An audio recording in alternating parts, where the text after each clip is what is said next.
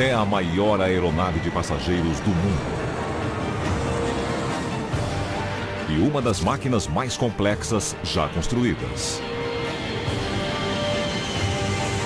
Tão inteligente que é praticamente capaz de voar sozinha. Então, o que poderia dar errado? Em 5 segundos, parecia que a gente estava mergulhando do céu. Na era do voo computadorizado, o que pode ser feito quando os sistemas falham? Ficamos sem nada, só tínhamos os manetes. Uma falha Começou literalmente com um barulho. leva a outra. Perdemos o sistema hidráulico. Falha nos sleds, falha no aileron esquerdo. Foi uma situação de vida ou morte. Se os pilotos confiarem totalmente nos sistemas, o que farão quando os sistemas falharem?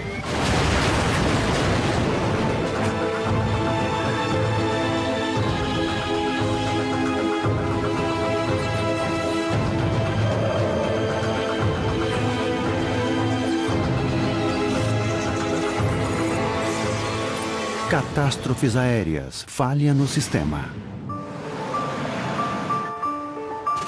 4 de novembro de 2010. Aeroporto de Changi, Singapura. As condições eram perfeitas para voar. O comandante Richard de Crepini e sua equipe estão prestes a pilotar o voo 32 da Qantas no segundo trecho da jornada de Londres a Sydney.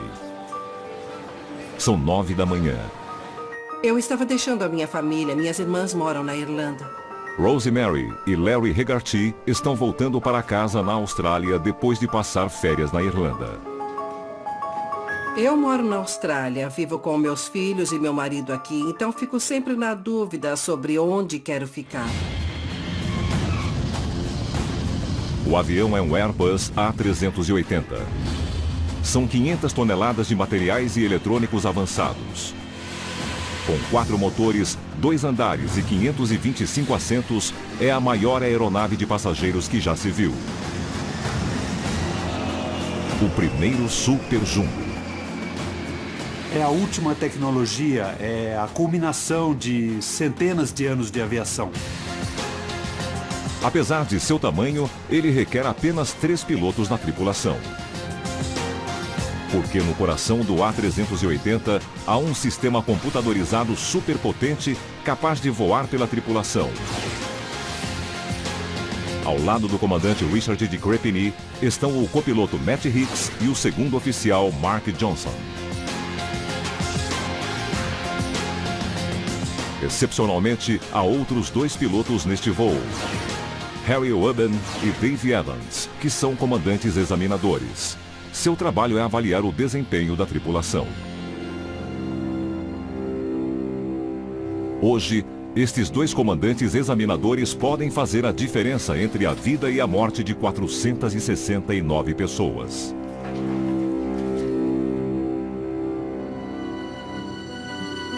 Antes da decolagem, ele perguntou: está feliz? Todo mundo feliz? E eu sim, só não caia. O Qantas 32 levanta voo do aeroporto de Changi pouco antes das 10 da manhã. Senhores passageiros, permaneçam com cintos afivelados. Eu estava totalmente relaxada porque eu adoro voar. Tudo transcorre normalmente no silencioso superjato enquanto ele ganha os céus de Singapura.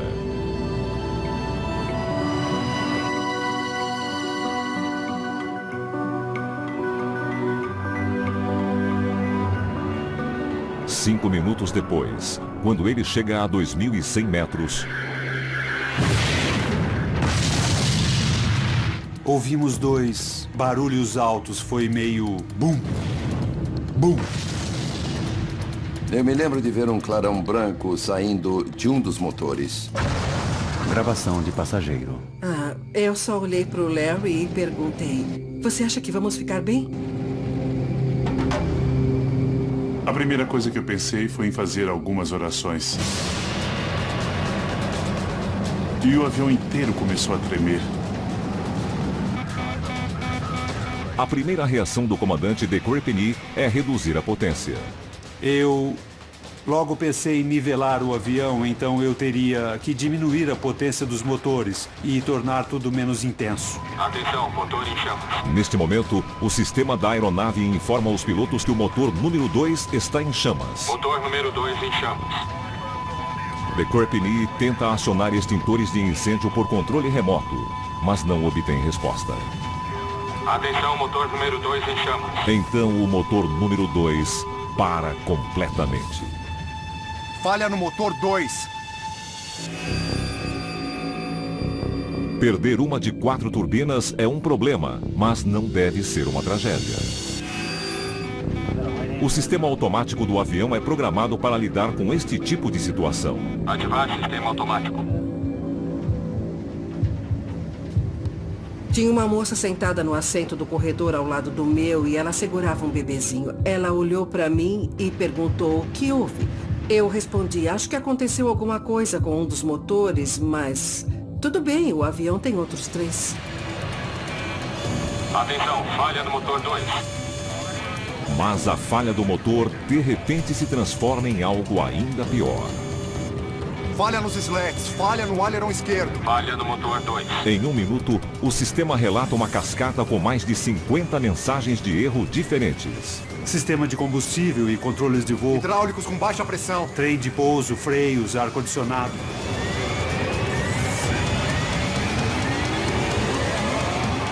Agora o problema com o motor número 2 começa a se espalhar. Motor 1 em modo degradado. Eu só não esperava ver os outros 2 motores em condições abaixo do normal. Os motores 1 e 4 ainda estão funcionando, mas o sistema avisa os pilotos que não pode controlá-los totalmente. Quando ouvimos sobre uma falha de sistema num avião tão sofisticado quanto o A380, se é uma falha muito grande, o computador começa a dizer que tudo está errado. E no caso do voo da Qantas, um monte de coisas de repente deu errado. Isso significa que o voo Qantas 32 está com problemas graves. Está ficando claro que a explosão causou uma grande falha no sistema de voo computadorizado. 469 vidas estão por um fio. Porque quando um avião perde seu computador de bordo, pode tornar-se incontrolável. Como aconteceu 2 anos antes, na costa sul da França. 27 de novembro de 2008. Um Airbus A320 da Air New Zealand está arrendado para uma companhia alemã. Ele passa por um curto voo de teste sobre a costa sul da França antes de retornar para seu dono.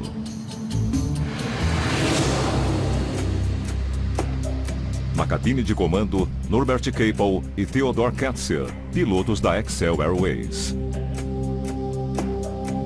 Juntamente com eles, Brian Hurrell, representante da Air New Zealand. Ainda há outros 4 funcionários da empresa neozelandesa a bordo. Assim como seu primo maior, A380, o A320 voa com sistemas de computação altamente sofisticados. Como parte do procedimento de devolução, a tripulação precisa testar uma das funções mais importantes, a proteção contra stall. O A320 foi projetado para nunca estolar. Se o sistema detectar que o avião está voando muito devagar, ele deve automaticamente baixar o nariz da aeronave e aumentar a potência dos motores para sair do stall. E a arfagem? O piloto Capel inicia o teste. O jeito mais rápido de estolar um avião é reduzir a velocidade e levantar o nariz. É um voo complicado. Estolar um avião de propósito não é brincadeira. É um teste potencialmente perigoso e normalmente realizado a mais de 4.200 metros. Mas quando o avião já está descendo em direção ao aeroporto, a tripulação resolve fazer o teste a apenas 1.200 metros. Estamos reduzindo a velocidade agora para simular o stall. Conforme o nariz aponta para cima, o piloto Capel espera que o sistema assuma o controle. A tripulação estava esperando que a proteção fosse acionada. A velocidade continua a cair. O avião fica cada vez mais lento. Ainda assim, o sistema de pilotagem não faz nada.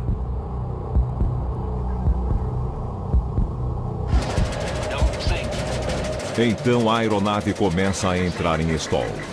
O sistema de vibração do manche dispara. O avião balança violentamente para a esquerda e para a direita. O comandante logo aplicou potência total e deu uma abaixada no nariz com um side stick. A potência extra nas turbinas deve tirar o A320 do stall. O nariz do avião começa a apontar para baixo. Mas então, para. O avião não estava respondendo como deveria. De repente, o nariz começa a levantar novamente. Está arfando para cima! O nariz começou a levantar num ângulo assustador. Devo aumentar a velocidade? A aeronave volta a estolar.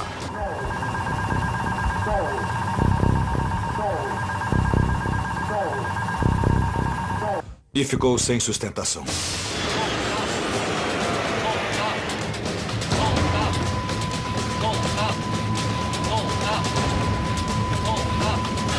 Ele está sem controle. Ele vira para o lado e mergulha com o nariz para baixo.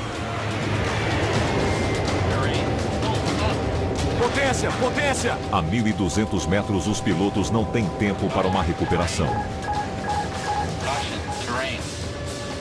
A aeronave simplesmente cai.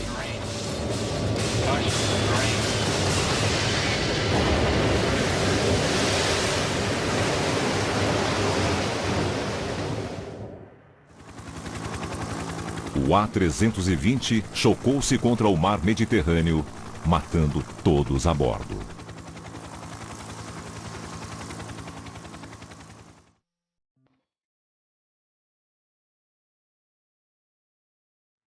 Em horas, uma equipe de investigadores franceses assume o caso. Entre eles, o especialista em sistemas Leopold Sartorius. A primeira questão que encontram é como um avião com um sistema anti-stall tão avançado pode cair.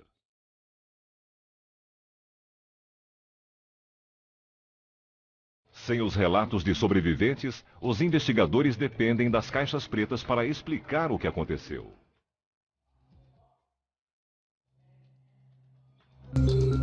No laboratório, eles descobrem a primeira pista por meio de dados captados por dois pequenos sensores.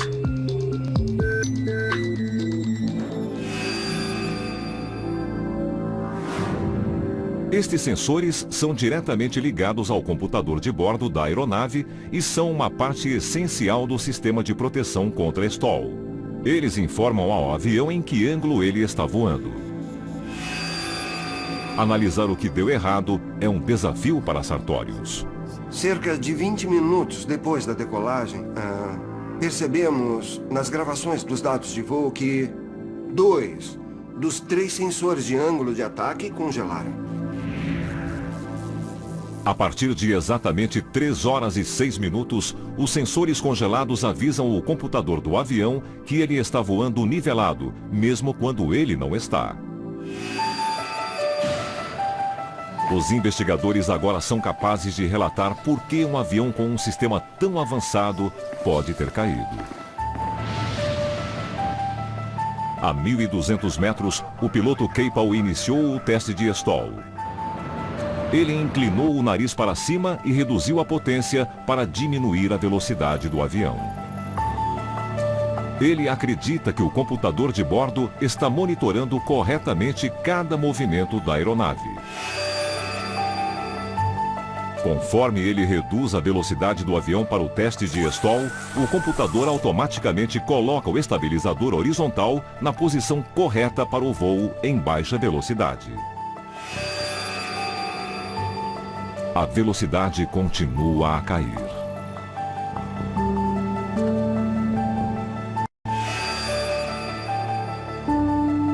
Devido à informação que está recebendo dos 2 sensores congelados, o sistema detecta que o avião está nivelado e não percebe que está prestes a estolar. Por isso, o piloto esperou até ser tarde demais. Quando o aviso de stall dispara, o sistema já não consegue lidar com as informações conflitantes. Podemos dizer que o computador não ficou feliz com o que aconteceu. O computador desiste e devolve o controle às mãos de Capel.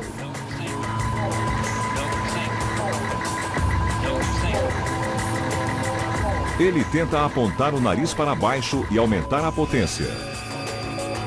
Mas anteriormente o sistema havia ajustado a posição do estabilizador para manter o nariz levantado para o teste de stall.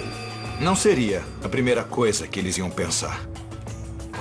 É uma coisa que o sistema normalmente faz.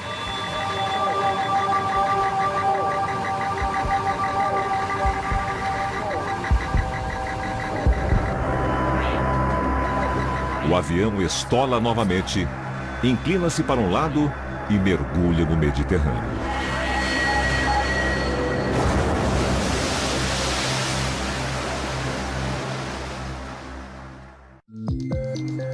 O que aconteceu com o voo de teste da Excel demonstra que se o sistema de um avião falha, mesmo em virtude de um erro aparentemente minúsculo, o resultado pode ser uma tragédia.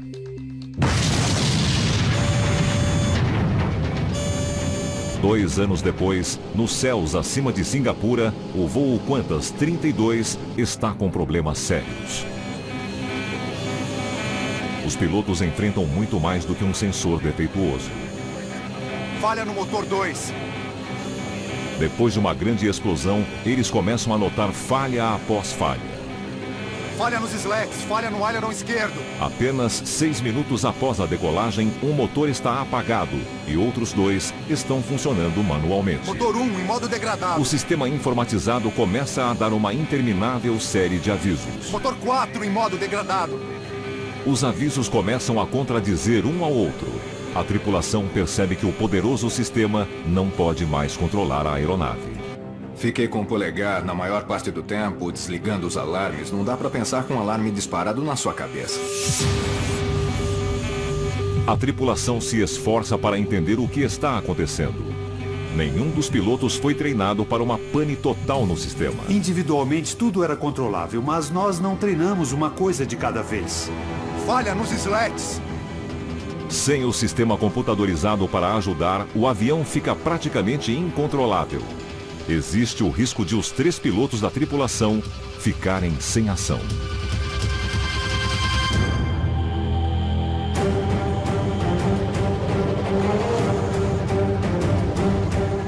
Felizmente, na cabine de comando estão 2 dos comandantes mais experientes da Qantas, Dave Evans e Harry Wubben.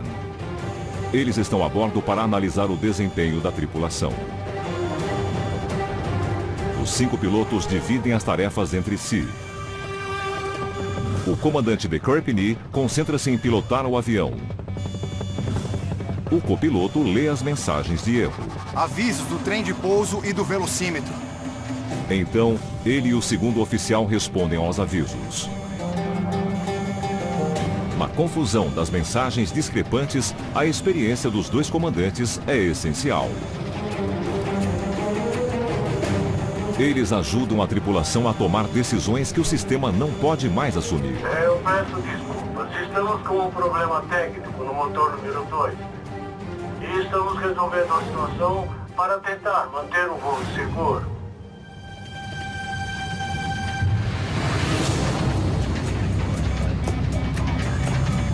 O comandante de Kirpini percebe que precisa pousar a aeronave o mais rápido possível. os pilotos concordam que a melhor chance é voltar ao aeroporto de Changi, em Singapura. Viramos à esquerda, fomos em direção ao norte e voltamos para o aeroporto. Mas eles estão pilotando o maior avião do mundo, que está seriamente danificado e cheio de combustível. Isso significa que terão que aterrissar rapidamente e acima do peso. Há o risco de passar da pista de pouso. Então eles tentam calcular a chance de pousar no aeroporto de Changi usando os dados do computador de bordo. Com a quantidade de falhas, ele não era capaz de fazer um cálculo. O computador não ajuda. Eles tentam outra abordagem. O sistema não conseguia calcular o que os pilotos precisavam, porque era uma situação anormal. O avião tinha sido extremamente danificado e, essencialmente, os números não faziam sentido. Aí, a tripulação usou um plano de contingência. Eles chegam a uma minúscula margem de erro. De uma pista de 4.000 metros, íamos precisar de 3.900 metros. Tínhamos só 100 metros extras. Mas é somente um palpite calculado. Se os pilotos estiverem certos, a aterrissagem será incrivelmente apertada. Se não, pode ser uma catástrofe.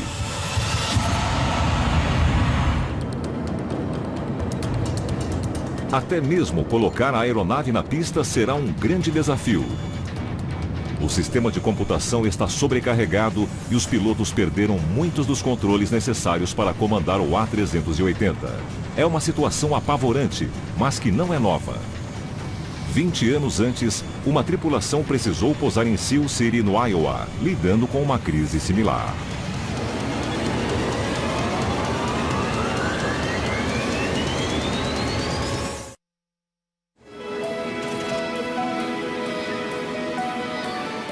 Denver, Colorado.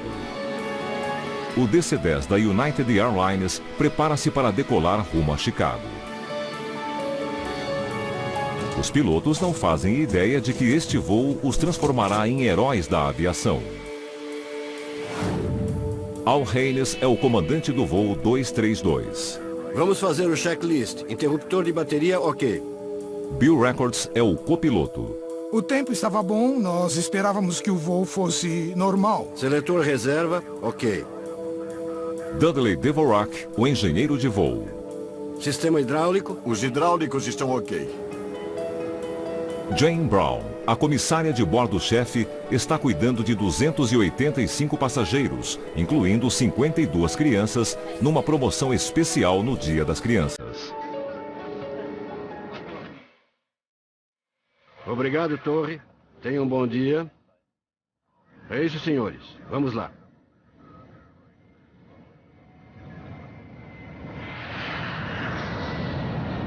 Pouco depois das 2 da tarde, o voo 232 começa sua jornada de 2 horas até Chicago. Acionando o piloto automático. Todo seu, Bill. A viagem vai ser tranquila. A viagem estava tranquila, tudo corria bem. Estávamos voando fazia 1 hora.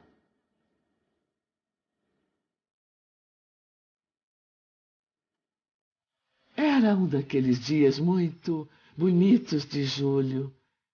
As coisas estavam indo bem e eu já iniciei o serviço porque o Al disse que o avião ia passar por uma pequena turbulência antes de chegar em Chicago. Eu queria ter todo o serviço feito e concluído caso tivéssemos que nos sentar. Às 3h16 da tarde, os pilotos fazem uma leve curva à direita. Eu estava na classe econômica recolhendo as bandejas quando de repente o motor de cauda explode. Começou literalmente com um barulho. O avião tremeu. O painel de instrumentos vibrou.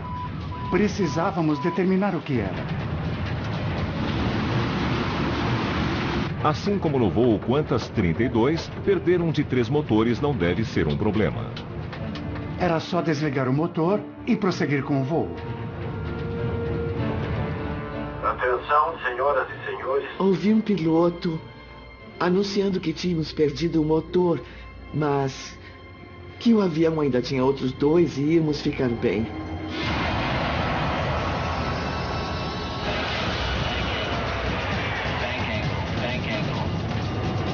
De repente, a aeronave começa a inclinar-se acentuadamente para a direita. Os pilotos tentam corrigir, mas não dá certo. Os pilotos percebem que estão encarando muito mais do que apenas uma falha em um motor. Sistema 1, pressão 0. Motor 2 em chamas. Eu assumo, Bill. Sistema 2, pressão 0. Sistema 3, 10%. A explosão do motor danificou as linhas hidráulicas usadas pelos pilotos para mover os controles de voo.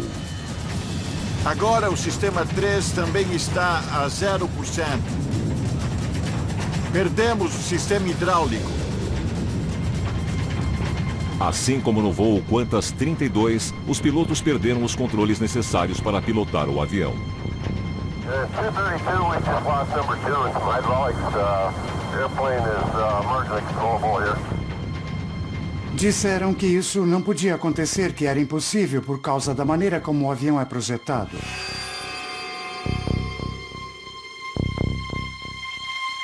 O dano ao sistema hidráulico da aeronave é catastrófico, porque quando o motor de cauda explodiu, seus estilhaços rasgaram o estabilizador horizontal.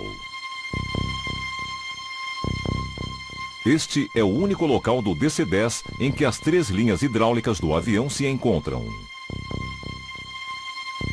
E nenhuma delas fica intacta.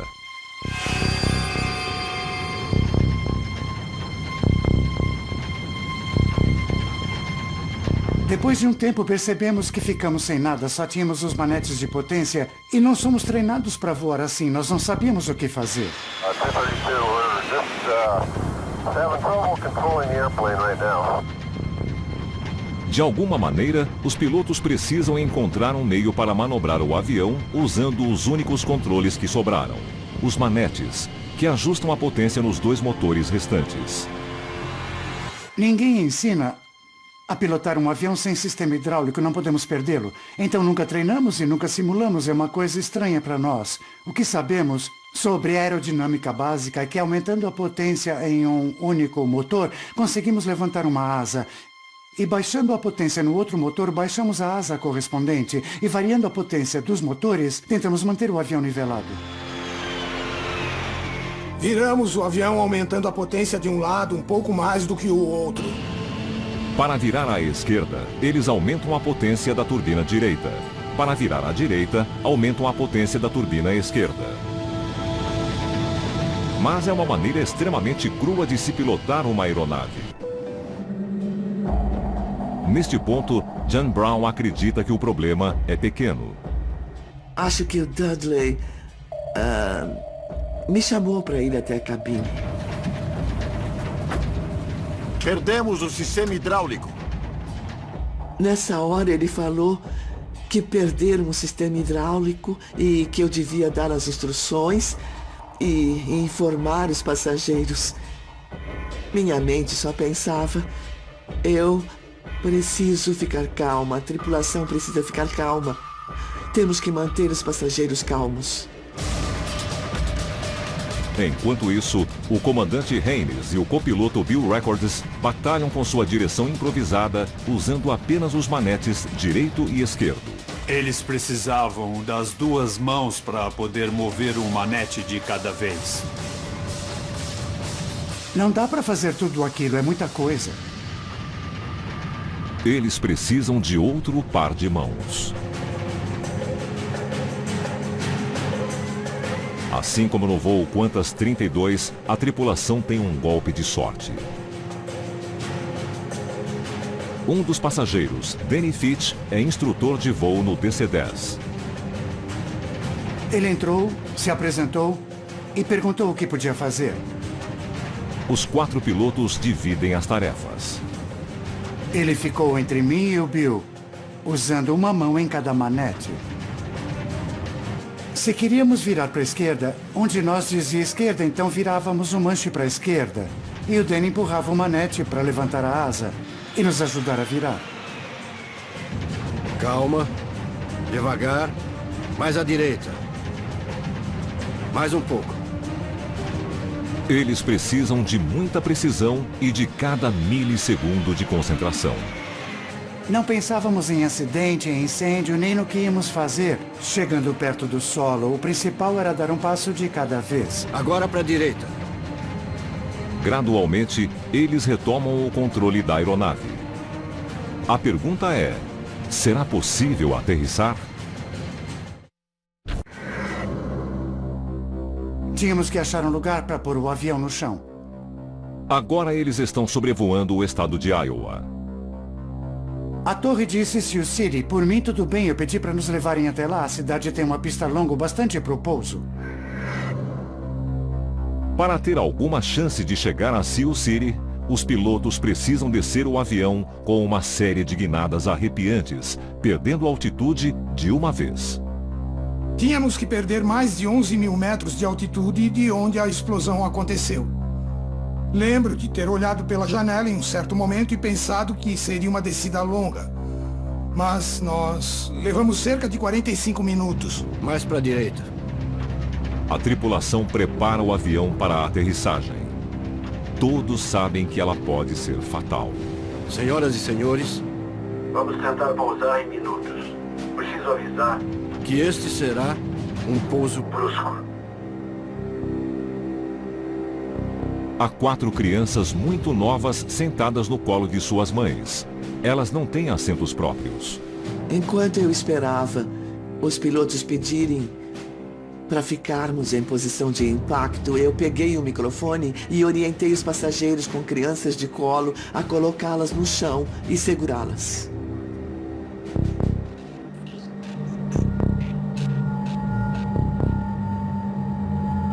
Eu estou dizendo isso agora e pensando comigo, deve ter sido a coisa mais ridícula que eu já falei na vida.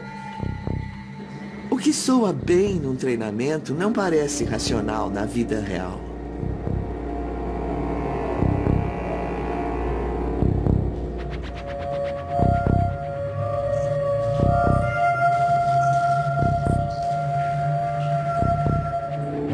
Gravação real. A tripulação gradualmente deixa a aeronave perto do solo. Tudo depende de um ajuste fino nos manetes. Os pilotos estão a poucos minutos da aterrissagem. Chegando perto do final, eu estava sentindo um alívio e um pouco de apreensão ao mesmo tempo. Fiquei imaginando como aquilo ia terminar, porque não tínhamos freios para parar o avião e nem controles para mantê-lo na pista. Inclina para a esquerda.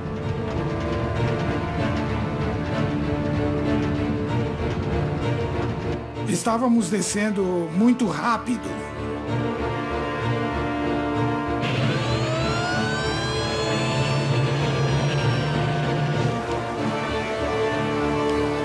You're cleared to land on any runway. You want to be particular and make it a runway, huh? Queríamos chegar a Iowa e pousar em segurança. E ele queria que o avião pousasse numa pista específica. Aí é demais. Danny ajusta os manetes direito e esquerdo, tentando alinhar o avião à pista de pouso. O avião estava rápido. Puxa o manete para trás até o fim, o esquerdo. Para trás.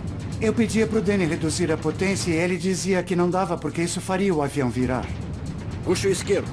Até o fim. A turbina direita nos inclinou para a direita.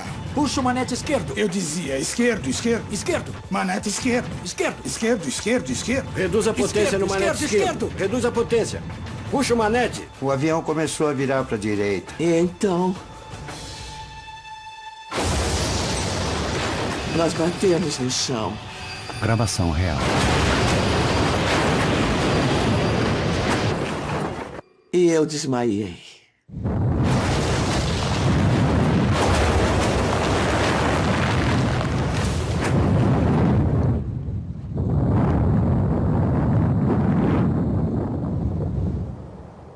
O voo 232 finalmente para em um campo ao lado da pista de pouso. Eu ouvi o Bill falando com Danny e ouvi o Dudley. E nenhum outro barulho. Ficou bem silencioso. Os 4 pilotos que estavam na cabine de comando sobrevivem, assim como Jane Brown. Mas entre os 296 passageiros a bordo, 111 morrem. Incrivelmente, há 185 sobreviventes. Os pilotos provam que é possível pousar um avião com nada além de manetes.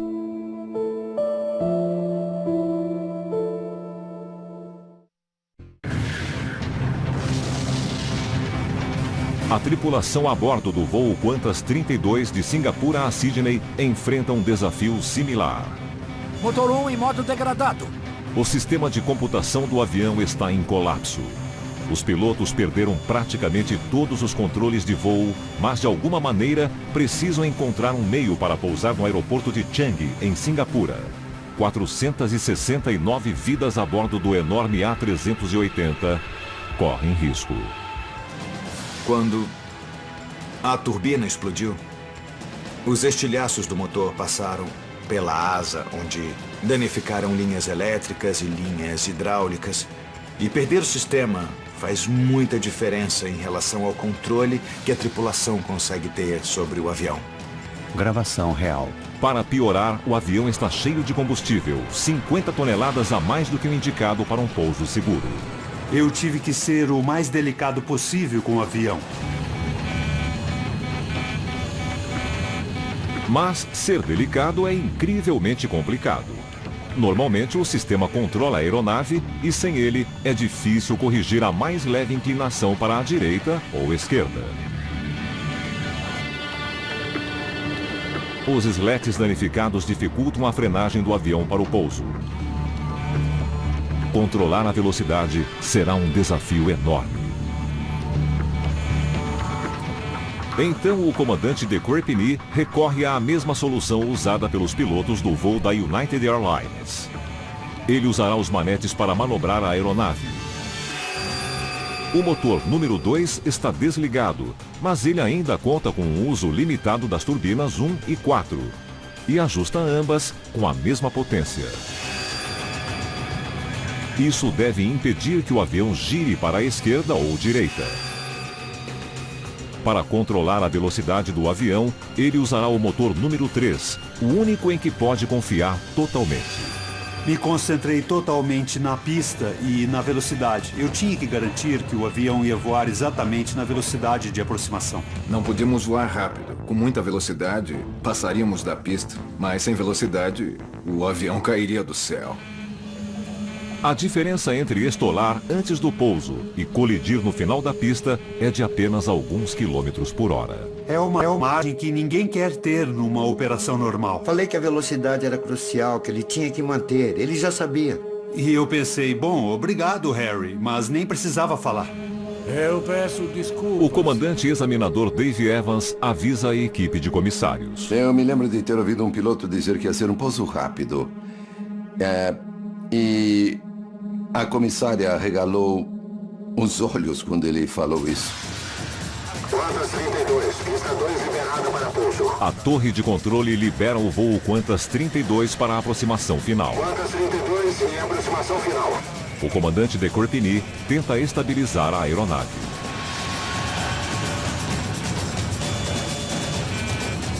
A apenas 150 metros do solo, o alarme de stall dispara. O avião está muito lento, mas é tarde demais para desistir. Empurrei o manete de potência do motor 3 e o alarme de stall desligou. Mas a velocidade ainda é um problema. Eu ficava dizendo pro Léo, está muito rápido, está muito rápido. Assim que tocamos no chão, o avião virou de leve para a direita. Então eu pensei, isso não é nada bom.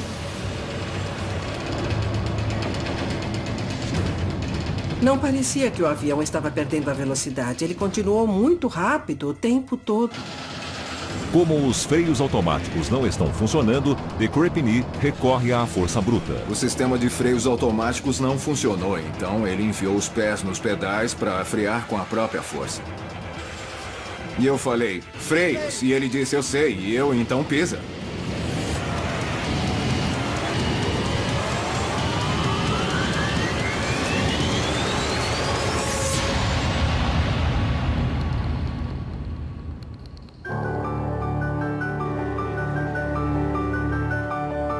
A aeronave finalmente para a apenas 100 metros do final da pista de pouso.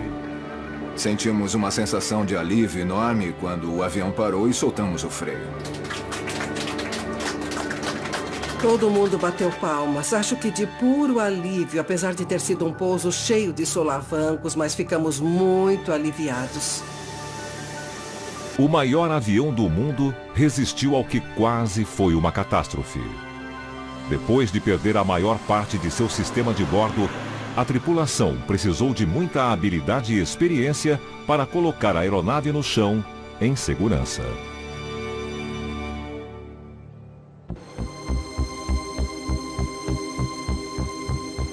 Para os investigadores, a grande dúvida é por que o sistema computadorizado havia falhado tão catastroficamente. Para descobrir, eles se concentram no ponto em que o problema começou, a explosão do motor número 2. Ficou claro, nos primeiros momentos, que houve um tipo de incêndio provocado por um óleo. Trabalhamos com rapidez para tentar estabelecer como essa sequência de eventos poderia acontecer. Eles logo identificam uma rachadura em uma pequena tubulação de óleo. Houve uma rachadura em um cano de óleo e isso respingou óleo dentro da cavidade do motor. Os investigadores percebem que o óleo provocou um incêndio que causou a explosão do disco da turbina. Os estilhaços letais da explosão voaram em direção à asa mais rápido do que a velocidade do som. Mas, mesmo este impacto violento, não deveria ter causado a falha do avançado sistema de controle do A380. Os sistemas são projetados com suportes contra esse tipo de situação. Porém, a explosão causou um dano grave ao sistema de computação. Ao ter fiações e linhas hidráulicas vitais cortadas, o computador não resistiu.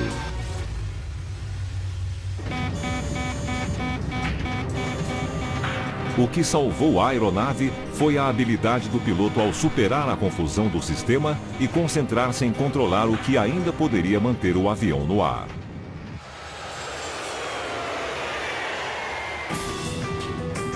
Não há dúvida de que os sistemas automáticos tornam os aviões modernos mais seguros e mais fáceis de pilotar. Mas o voo Qantas 32 mostra que até os sistemas têm um limite. E quando os sistemas falham, a tripulação fica sozinha. Por pura sorte, nos voos da Qantas e da United Airlines, havia mãos extras a bordo para ajudar a solucionar o problema. Quando os sistemas automáticos falham, somente a habilidade dos pilotos é capaz de aterrissar um avião em segurança.